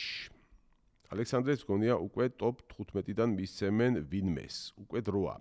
კაილერ ფილიპს და მონტელ ჯექსონს ბოლო ბრძოლებში წაგებული აქვს და ორივე მშვენიერი ვარიანტია ალექსანდრეს ტოპ 15-ში შესასვლელად, ხო? ეს კითხვაც რომ დაისვა, კი კონდათ ბოლო ბრძოლები წაგებული, მაგრამ ამის შემდეგ კიდევ ორივე როგორც მახსოვს ფილიპსმა ნამდვილად და მე მგონი ჯექსონმაც კიდევ ერთი წააგეს. თუმცა მას არ აქვს მნიშვნელობა. იცი და, ნუ გასაგებია, ხო, მაგრამ ამის გარდა ბევრი სხვა ვარიანტი შეიძლება იყოს, ვინც შეიძლება შეუშვათ. მოდი ასე ხანერთ შევხედოთ რა. ზოგადად ალექსანდრისთვის ტოპ 15-ის მეტოქის პოვნა რა, რომ დაითანხმო ტოპ 15-ში მებრძოლი ალექსანდრისთვის ადვილი არ არის. იმიტომ რომ ყველა მიცის რომ ალექსანდრე არის ძალიან რთული მეტოქე, ყველანაირად თან სტილისტურადაც, იმიტომ რომ ძალიან მრავალფეროვანია და დიდი სიხარულით ალექსანდრეს ბრძოლა არავის არ უნდა, იმიტომ რომ წარმოვიდგინეთ ახლა თქვენ ხართ ტოპ 15-ში გთავაზობენ ალექსანდრეს, რომელსაც ნომერი არ აქვს, ანუ შესაბამისად თქვენ თუ მოუგებთ მას, წინ ვერ მიდიხართ და თუ წააგებთ ის შანსი ძალიან დიდია, ქვემოთ ჩამოდიხართ, თან გინდა არ გინდა რეიტინგის გარეთა ტიპთან აგებ. ბუნებრივია ხა შენი მოტივა დიდად ხა გიჩვენია სხვა ვარიანტის შემოგთავაზოთ. ან შემოგთავაზონ თუ ძლიერს გაძლევენ და შენ ისეც ვინც დიდი შანსია მოგიგოს, გიჩვენია შეხვდე შენზე ზემოთ ყოფს, იმიტომ რომ იმასთან თუ წააგებ შენ ადგილს არ კარგავ და თუ მოუგებ ხო საერთოდ ზემოდადი ხარ. ან თუ შენს ქვემოთაც ან მით უმეტეს ურეიდეგოს თუ გახვედრებენ, მაშინ ისეთი გინდა, ვისაც დიდი შანსია მოუგებ, ხო, განაპირობულად რომ, იმიტომ აი კიდე ერთ მოგებას ჩაიწერ. ამ შემთხვევაში ალექსანდრე არც ერთი არც მეორე, ხო? განაპირობად მოუგებო ალექსანდრეს ვერ იტყვის, პირიქით ალექსანდრე იქნება ალბათ ფავორიტი. ანუ იმ ვარიანტებთან, ვიზეთ ჩვენ ახლა ვსაუბრობთ, იქ ყველგან ალექსანდრე იქნება ფავორიტი. და თან ალექსანდრეს არ არის ნომრიანი, თან მით უმეტეს ზემო ნომრიანი, რომ რაღაცა გარისკო და შეხვდე რომ იქნებ მაინც წინსვლაში დამეხმაროს. ამიტომ ალექსანდრესთვის მეტოქის შერჩევა ძალიან რთულია. მეტოქეები დიდი სიხარულით არ დათანხმდებიან. თუმცა მოდი ჩავხედოთ რეიტინგს და ვთქვათ, მაინც ვინ შეიძლება დათანხმდეს და მე ჩავხედე უკვე, იმიტომ დავაზობ. ჩემი აზრით, ერთი ასეთი ვარიანტი არის მარლონ ვერა. რატომ? იმიტომ რომ ვერას, როგორც მე ვაკვირდები, მარლონ ვერას დიდად ცოტა სხვანაირად უყურებს, ზერელეთ უყურებს ამ თავის კარიერას ამიტომ. ოღონდ ფული გადამიხადონ და გავდივარ ვიჩხუბებ. დიდად მე ვერ ხედავ ვერასთან ამ მხრივ აი ასეთ პრაგმატულ გათვლებს ჩხუბებში, რომ აი იმას რომ მოუგო მე იქ ზემოთავიდე იქ რაღაცა რეიტინგში როგორი მოძრავებს, მე მგონი ვერას დიდად არ აინტერესებს. ამიტომ უფრო ვერას აინტერესებს გადაუხადონ კარგად ჩეკზე რა წერია ბრძოლისთვის. ამიტომ ამ ხრივ მე ვფიქრობ, რომ მარლონ ვერა შეიძლება დათანხმდეს ალექსანდრესთან ჩხუბს და მის გარდა ხო კიდევ ერთ მებრძოლი მგონია ჰაუნი ბარსელასი. მაგალითად, რომელიც არის მე-14, ვერა შეგახსენებთ არის მე-10-თან, ნახე, მე-10-თან.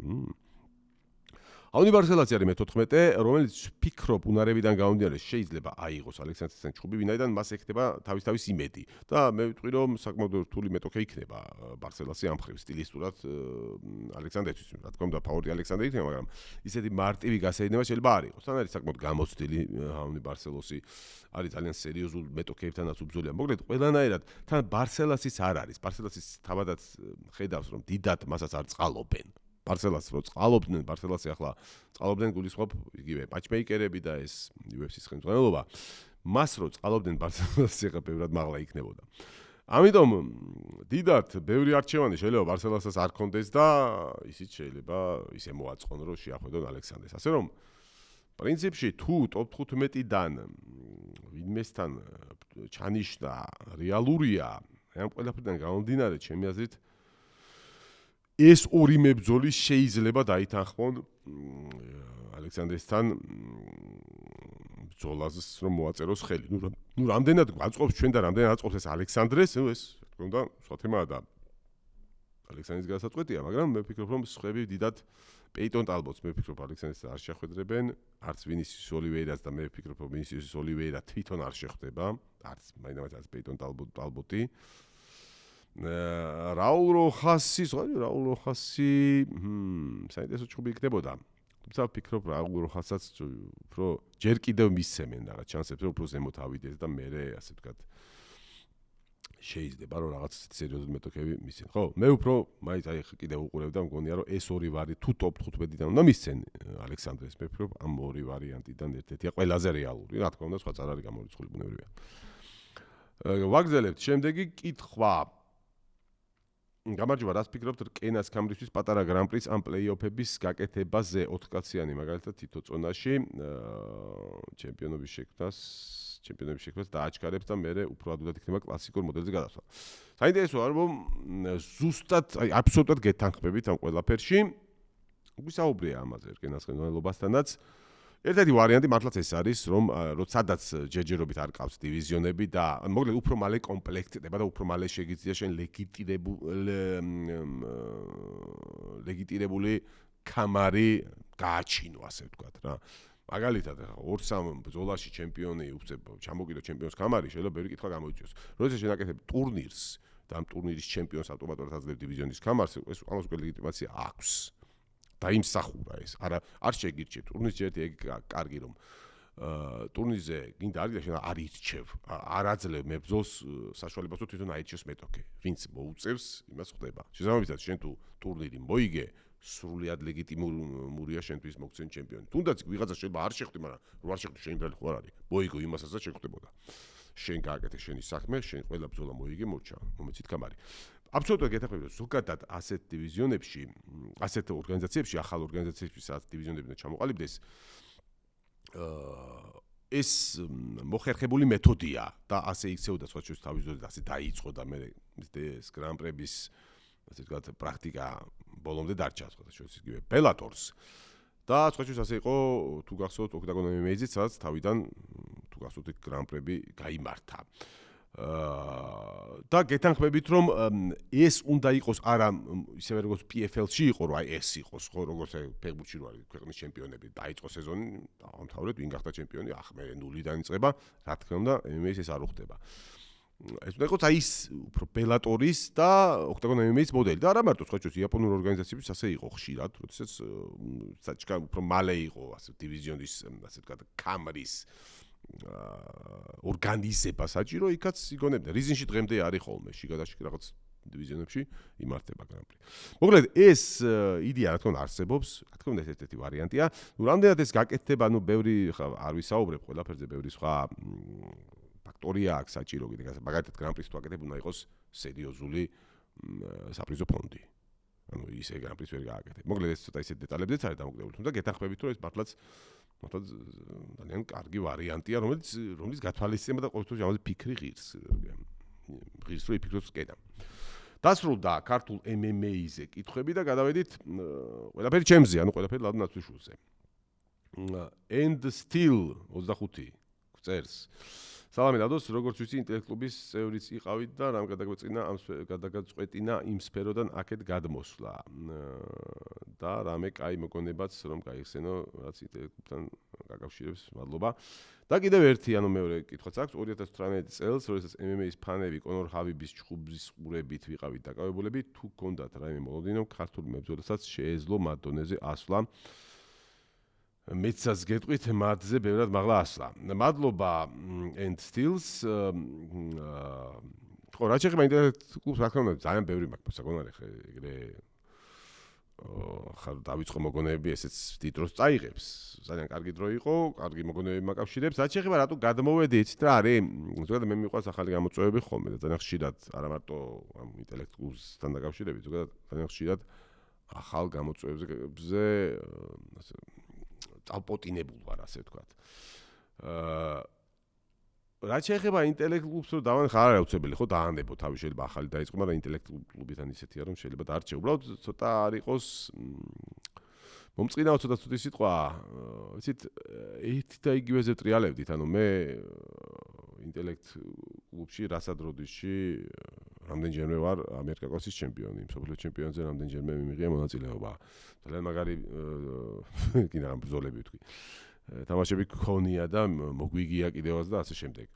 თუმცა იყო რაღაცები, რაც შიც ვერ ხედავდი განვითარების იმას და პრინციპში ვერც ახლა ვერ ხედავ, მაგალითად მსოფლიო ჩემპიონობაზე გაკაჩვა თამაში, რომელიც იმართება რუსულ ენაზე და საერთაშორისო ტურნირები ყველა რუსულ ენაზე იმართებოდა, ვფიქრობ ძალიან ჯეთი არასამართლიანია, ხო, აქ ქართველები, სომხები, აზერბაიჯანელები ვეჯიბრებით რუსულ ენოვან ქვეყნებს რუსულ ენაში, ხო, ხო ხდებით რომ ისედაც ძალიან დიდი ფორაა მათთვის.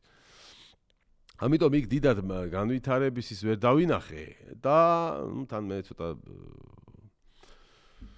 ბევრი რამე მიყვარს და ბევრი რამე მიზიდავს ხოლმე და ამიტომ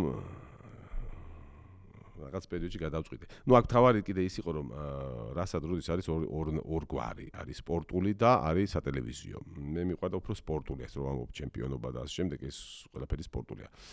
სიმართლე გითხრათ, ბოლომდე აი სატელევიზიოს ვერ ავუღე რა, რაღაცა სიამოვნებასაც ისიც ვერ ვიღებდი. მაინც უფრო სპორტულია, სატელევიზიო უფრო შოუზია გათვლილი და ცოტა მეტყობა ამის გამო დიდად რაც უფრო მეტად წავიდა დატვირთვა სატელევიზიოზე ცოტა ნენე ჩამოვშორდი. ახლა მეორე კითხვა 2018 წელს და არა მარტო 2018 წელს რაც მე უყურებ MMA-ს, მე სხვაჯერ ძალიან გული მწყდებოდა ყოველთვის რომ არ იყო პოპულარული MMA საქართველოში, იმიტომ რომ მე ყოველთვის ვთვლიდი რომ ჩვენ ქართველებს ჰქონდათ ძალიან დიდი პოტენციალი. მართლა ვამბობ ამას ისე არა ახლა პოსტფაქტუმ არ ვიცახი, მართლა მწყდებოდა გული და ხშირად მithქვამს კიდეც რომ დიდი პოტენციალი გვაქვს, უბრალოდ ნუ როცა საერთოდ არის პოპულარული ბოიბის პრავლებს ეძახიან და ეს რა არის და ნუ ბუნებრივია ინტერესი რო არ იყო, ამით დაკავებული ბევრი არ იყო და ბუნებრივია პერსპექტივას არ ჩანდა. ასე რომ რო გითხრათ რომ კი, ერთის მხრივ იქიდან გამომდინარე რომ საერთოდ ამ ბიზნესში და ამ სფეროში საერთოდ ფაქტიურად არ ვიყავით გარეულები და ნული ინტერესი ქონდა საქართველოს და ქართველებს. რა თქმა უნდა ეს ცოტა ესეც утоპიურს ქმნიდა ამ მოსაზრებას რომ ქართველები ჩემპიონები გავხდებით, მაგრამ მეორე მხრივ ის რომ პოტენციალი ქართველებს ამაში დიდი ქონდათ ამას ყოველთვის ვგრძნობდი. და არ დაგიმალავ სიმართლე საერთოდ ზოგადად სადღაც წარმოსახვაში, როდესაც ჯერ კიდევ აი ბრაზილიელ და ამერიკელ მებრძოლებს ცოტა სპეციფიურ ჯიუ-ჯიტსუ რომ ეფობდა. უყურებდი იქ ჩემ წარმოსახვაში ქართველები და აი დაახლოებით ისეთ მებრძოლები წარმომედგნენ ქართველები, რომლებიც მივიდნენ და იქ ყველას გაანადგურებენ. აი როგორ ის შემდეგ ცოტა ხანში ამ წარმოსახვის შემდეგ ამაზე რო ფიქრობდი, ხო ცოტა ხანში გამოჩნდა სხვა კავკასიელი მებრძოლები. ქართველები არა, მაგრამ კავკასიელი მებრძოლები ეგეთები. როგორებიც წარმომედგნენ, ანუ ძლიერი დარტყმის კარგი მოჭხრები, რომელზეც აქვს კარგი ჭიდაობის ბაზა. მე ოც ვფიქრობდი რომ აი ასეთი მებრძოლების აი ამ სპორტში ბევრს მიაღწევდნენ. ნუ სამწუხაროდ დაგვასწრეს ჩრდილოკავკასიელებმა, დაღესტნელებმა განსაკუთრებით. თუმცა ასოც არ არის გვიანი და ნენელა წამოვიდნენ ჩვენებიც. ხო, შემდეგი სპორტს მიღმა, ხო, გავდივართ ბოლოში, დაგვრჩა სპორტს მიღმა, ბევრი კითხვა არ არის, სულ ორი კითხვა. ერთი კითხვასავს კახიძე 88-56. გამარჯობა. ზოგადად თითქმის არსად არაფერს ვაკომენტარებ ხოლმე, მაგრამ შენ დაიმსახურე მადლობა და რახან წერ ბარემ ჩემასაც გეტყვი. ჯერ ის რომ ძალიან მომწონს თქვენი სწორი, ნუ ჯერ დიდად არის კომპლიმენტები, მადლობა დიდი. კითხვაზე რო გადავიდეთ. ხო, საუბარია იმაზე რომ მე თუ გახსოვთ ერთ-ერთ მეცაც გეტყვით ვისაუბრე სპორტის და პოლიტიკის გამიჯვნის აბსურდულობაზე და აი ამ თემასთან დაკავშირებით მეთანხმება მეგობარი და მაგალითად მოაქვს ის რომ თეთრი სახლის ქარდიც ამას ამტკიცებს. მე პირადად არასოდეს ვუქომაგებ რუსეთის დროში თქვენ ყავს სპორტსმენებს, ვინც უნდა იყოს, ძალიან მეწყინა გურამის გადასალ რუსულ ორგანიზაციაში, მით უმეტეს რომ ილიას ბანაკში იყო გურამი და ვიცით ყველას ილიას დამოკიდებულება რუსეთის მიმართ. რა თქმა უნდა მე გურამს წარმატებას უსურვებ, ცხოვრებაში და იმედია რუსული დროშით არ გამოვა, თუმცა დღეს, ეს კითხვა დაისვა, სხვა შორის კარატე კომბატში რომ გამოვიდნენ გურამი და ლიანა. და იმაზე საუბრობს მეგობარი რომ ქართული დროშაც არ გამოატანიდეს და საერთოდ დროშის გარეშე იყო ეს და ლიანას ძალიან სამწუხაროა. კონკრეტულად კითხვას არ დაგიცვა, მაგრამ დიდი სიამოვნებით მოვიცემდი შენ შეხედულების პოლიტიკაზე, რის თქმის სურვილის გეკთება გაგვიზიარი შენი აზრი. მადლობა და წარმატებები. მადლობა თქვენ, რაც შეეხება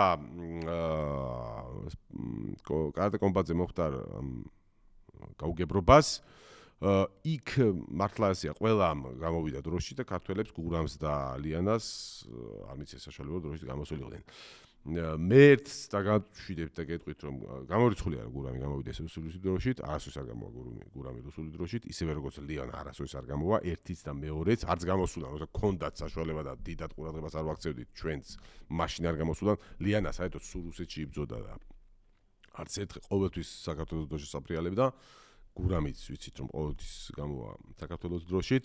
რა თქმა უნდა, ახლა რუსულ ორგანიზაციას მეც მერჩივდა UFC-ში დარჩენილი იყო, მაგრამ ნუ სამსახურია MMA მისი და ნუ მისი, ასე ვთქვათ, იგივე ფინანსური თუ რა, სხვა იმისთვის სამსახურმა პროფესიამ უნდა მოგიტანოს შემოსავალი, ხო?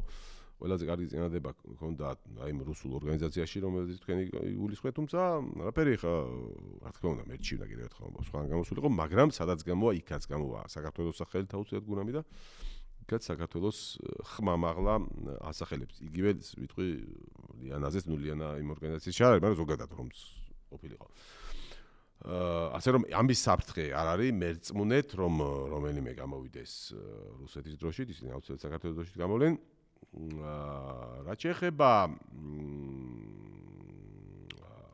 ხო, ნუ იმას ვერ აუგზალა არც უნდა აუგზალო, ხო, ახლა იბრძოდა UFC-ში, ნუ აღარ გაუგზავნა კონტრაქტი UFC-მ, არ არის MMA-ზე დღეს ესე მარტივად ნორმალურ ორგანიზაციებში მარტივი მოხვედა და აჭირეთ, ჯერ ნორმალურ ორგანიზაციებში ბევრი არც არის, ხო?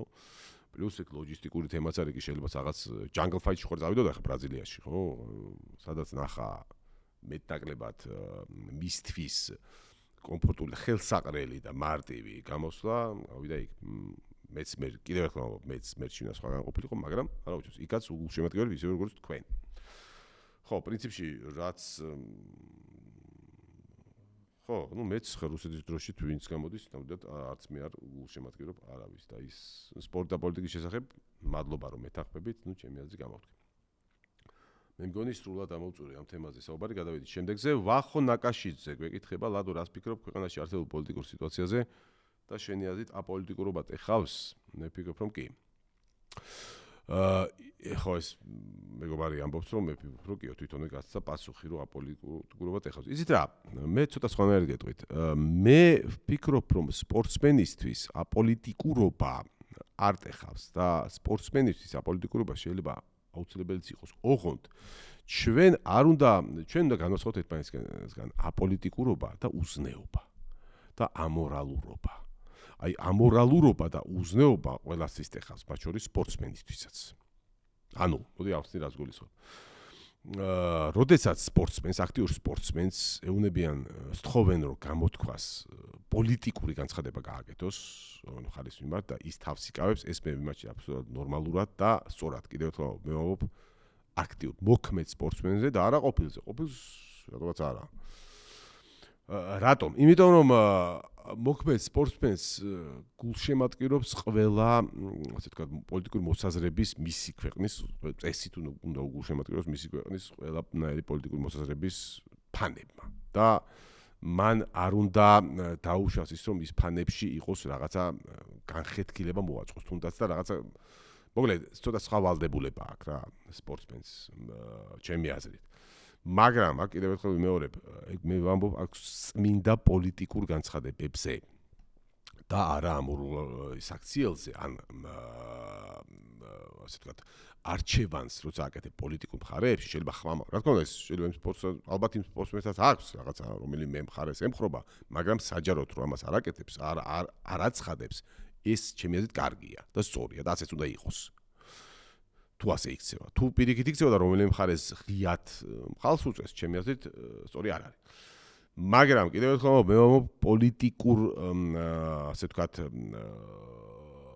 მხარეებს და არა ასე ვთქვათ სიკეთის და ბოროტის შორის არჩევანის მხარეს და ზნეობრიობაზე და უზნეობაზე არ მაქვს საუბარი. მაგალითად, კარგად რო ავსნა. როდესაც სურათს გამოფენ, სადაც ძალოვანი პოლიციელი ან ვინმე წიხლებს ურტყავს ძირს დაგდებულ ახალგაზრდა ადამიანს და ამას არ გმობ, აქ პოლიტიკაზე არ არის საუბარი, შენ ამორალური ტიპი ხარ უბრალოდ. არ შეიძლება, იმიტომ რომ საერთოდ არ აქვს მნიშვნელობა რა პოლიტიკური წამსის არის ის, ვინც გდია ძირს და რა პოლიტიკური წამსისა და რის გამოსცემს მას პოლიციელი. ქუჩაში დემონსტრაციო წიხლებით შედგება თავზე პოლიციელი, ეს არის ამორალური. საერთოდ არ აქვს მნიშვნელობა და სხვათა შორის გვარებს არ დავასახელებ, მაგრამ მე მახსოვს, რომ ერთ-ერთმა ყოფილმა სპორტსმენმა ძალიან მკვეთრი განცხადება გააკეთა ეგეთ სურათზე და სულ საკმაოდ უცენზურო სიტყვებით მოიხსენა ის ძალოვნები, მიუხედავად იმისა, რომ მე ვიცი, რომ ეს სპორტსმენი არ არის იმავე მსოფლმხედველობის და იმავე ასე ვთქვათ, პოლიტიკურ მოსაზრებებს არ იზიარებს, რასაც ის ნაცემი ახალგაზრდა. მაგრამ მან ეს არის სწორი. ხვდებით რას ვამბობ? როდესაც სპორტსმენი არ აქვს მნიშვნელობა რომ მხარეა, ასეთ მსგავს სურათს აქვეყნებს და თან ამბობს, მაგათ ეს რაღაც ამბობს, რაც შეგვიძლია გავგებარია. გმობ ძალადობას ნებისმიერი მხრიდან. ესე იგი, ძალოვანი წიხლებით ადგას სახეზე ახალგაზრდა ბავშვს და ამდროს დებ გმობ ძალადობას ყოველი მხრიდან, ან რომელი მხრიდანაც არ უნდა იყოს. დაახლოებით რა წარმოვიდგინე, ხე წარმოვიდგინეთ, რომ ქალბატონმა სილა გაარტყა ვიღაც ტიპს და ეს ტიპი მივარდა და გააუპატიურა, აი მასაშინად გააუპატიურა. და აი ეს რაღაცა ამ მოვლენაზე შეიძლება ვინმე დადოს ესეთი კომენტარი, რომ გმობ ძალადობას ნებისმიერი მხრიდან. აი რამდენად ეს ხო ძალიან ამორალურია. ანუ შენ მესმის რომ შეიძლება იმანაც რაღაცა დააშავა და შეიძლება იმ ბავშვმაც რამე დააშავა, ხო? თუმცა კიდევ ერთხელ აი შედარება გავაკეთოთ. იმ ქალმაც შეიძლება სილა არ უნდა გაერწყა, კი ბატონო, მაგრამ ეს შეიძლება აი ამ მოვლენაზე ესეთი რამე გააკეთო? ამ შემთხვევაში აქ პოლიტიკა ფშოშერ არის, ხო? ეს არის ამორალურობა. მე ასე რომ ცოტა გამიგზელდა და მოკლედ ვიტყვი. მე ვთვლი რომ სპორტსმენი უნდა იყოს აპოლიტიკური. არ არის აუცილებელი რომ იყოს აპოლიტიკური, მაგრამ უნდა მისი განცხადებები ნამდვილად უნდა იყოს აპოლიტიკური, მაგრამ მისი განცხადებები ასევე უნდა იყოს ზნეობრივი, მორალური და გმობდეს ამორალურობას და უზნეობას. არ ვიცი, ამდენ კარგად ავხსენი, უბრალოდ ჩვენ შემთხვევაში ძალიან ხშირად ეს პოლიტიკურობას ურევენ ზნეობრიობაში, ეს სხვა რამეა რა. კიდევ ერთხელ ვამბობ, ისევ როგორც გაუპატიურება არის უზნეობა, ვინც არ უნდა გააუპატიურო. ასევე ძალოვანი რომ წიხლებით შეადგება თავზე. არ აქვს მნიშვნელობა მიტინგია თუ ისე უბრალოდ პატარა დავნაშავე ისეთი. ესეც არის უზნეობა და ერთის და მეორეც უნდა დაგმო. როგორი პოლიტიკური, ასე ვთქვათ, წამცისაც არ უნდა იყო. აი ეს მინდოდა, მე თქვა ცოტა გავავრცე თქვენი ისმით რომ მივხვდი ამ პოლიტიკაში რას ფიქრობთ, ყოველთვის მე მგონია ამას ფიქრობდით. ასე რომ კი, ნაწილობრივ გეთანხმებით, აპოლიტიკურობა განცხადებებში საჭიროა მოქმედი სპორტსმენისთვის, მაგრამ აპოლიტიკურობაში არ უნდა გავატაროთ ამორალურობა, ამას გულისხმობ, ეს სხვა რამე. პრინციპში მოვჭით ერთი კითხვა არის კიდე bipolar HK ასეთ კითხვას ვავს. უფრო კითხვა კი არა, ესეთი მოკლედ წაიკითხავთ რას გწერს. ბატონ ლადო ძალიან მაინტერესებს თქვენი აზრი ასევე ცნობილი სახეების ინტერვიუებზე და ტვიტებზე და რამე ეგეთი რუბრიკაც გააკეთე რა თუ და გაინტერესებს. ვერ მივხვდი სიმართლე გითხრათ რას გულისხმობთ, ანუ რა თემაზე ინტერვიუებზე და რა თემაზე ტვიტებზე, ასე ვთქვათ, განცხადებებზე გავაკეთო, ვერ მივხვდი თუ ამიხსნით, სიამოვნებით ვფიქრებ, რაც ვთავაზობთ, შეიძლება მართლაც საინტერესო იყოს. დღეისათვის ეს იყო კიდევ ერთხელ შეგახსენებთ, რომ ეს იყო მეცაც გეტყვით მესამე ციკლის მეორე ნაწილი. გამოიწერეთ და თუ არ იცით რომელი იყო პირველი ნაწილი და თუ არ იცით რომელია პირველი და მეორე ციკლები, ესე იგი თქვენ არ გაქვთ გამოწერილი ჩემი არხი და სასწრაფოდ გამოასწორეთ ეს შეცდომა, გამოიწერეთ ჩემი არხი და სხვა დროს ქრონოლოგია არ აგერევათ. გემშვიდობებით, ძალიან მალე დაგიბრუნდებით ახალი რუბრიკითაც, რომელსაც ჰქვია ბასრი აზრი, რომელზეც ვისაუბრე ამ ვიდეოს დასაწყისში, ვფიქრობ საინტერესო უნდა იყოს თქვენთვისაც, მომწერეთ ამაზეც თქვენი მოსაზრებები. დაგიბრუნდებით ძალიან მალე, გემშვიდობებით, იყავით ჯანსზე.